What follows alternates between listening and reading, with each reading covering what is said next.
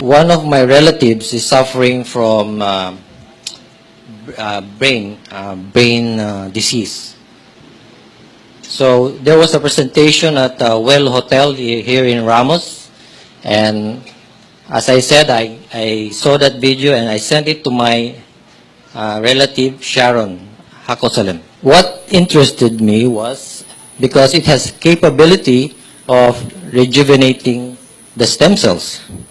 So I immediately called my relative Sharon and told her about this product, so she can give it to her husband. It's BK18, I told her, and all she has to do is give one sachet in the morning and one sachet before going to bed. For those who are not familiar with the husband of Sharon, he is Silvano or Silvan Hakosalem, known as Jack the Wack at radio station Y101. Okay? And that's him in his happier times.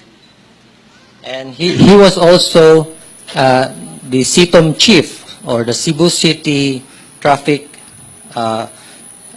Operations Management. He is also the former councilor of Cebu City under Team Rama. And the same, he is like us with family, as two sons, Sebastian and Santino. On 2012, October, he was rushed to Chonghua Hospital because he was complaining of severe headache. And they did an MRI on Jack, and they found out that his brain was infected with parasite. It's called cysticercosis. It's very hard to say it, but that's the disease, and it's parasites in the brain. So that's what he had. And definition is, it is a specific form of infectious parasitic disease caused by a type of tapeworm found in pigs. So if you don't cook your meat properly, if the pig is infected, you'll get this disease. So ingesting an infected meat of the pig will either go to your stomach or to the brain. In this case, it went to Jack's brain. Now, an emergency brain surgery, a life-saving surgery, was performed on Jack that day. And it's a slow healing process after the surgery. He was in and out of hospitals. In fact, on December, they did another surgery for follow-up because they found some more parasites left in the brain. That was 2012. And then it's 2013 and 2014. It was a very slow progress.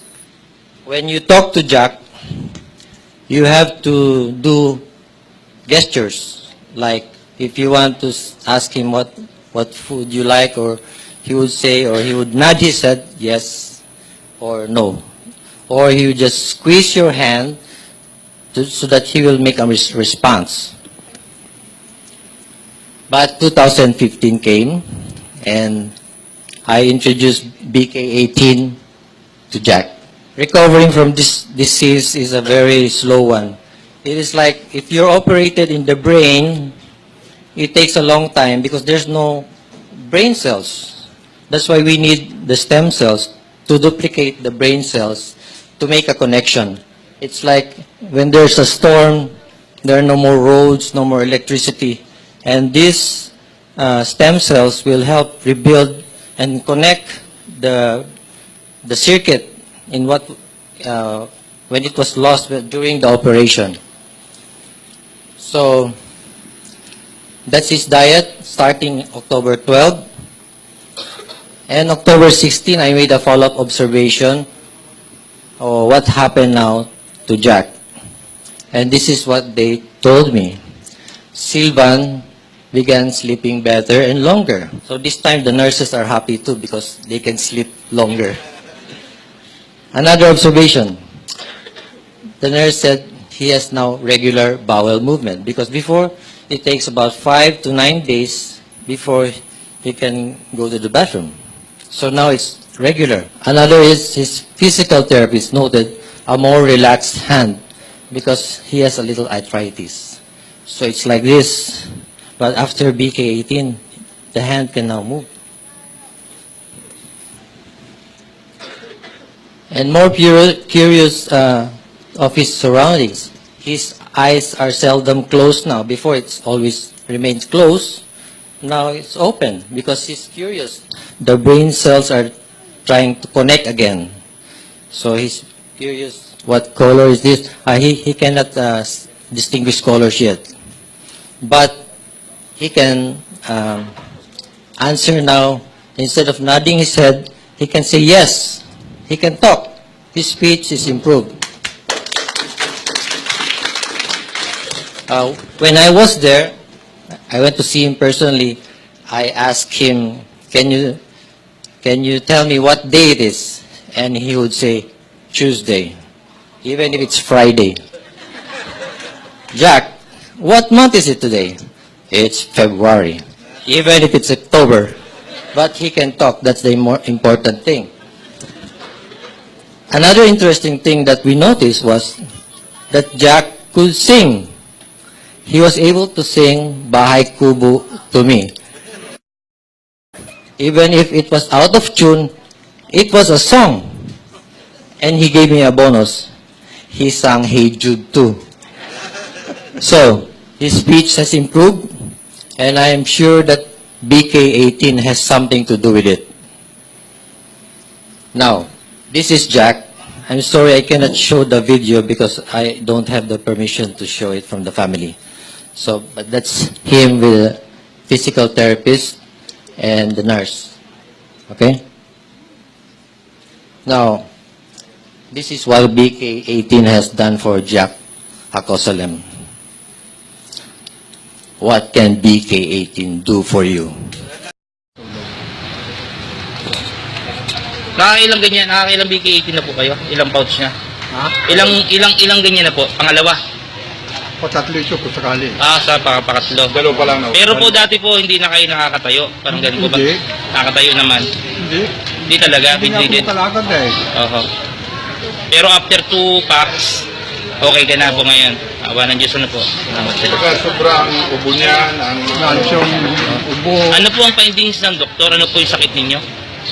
Ay, marami. May diabetes, may asthma, may sa puso.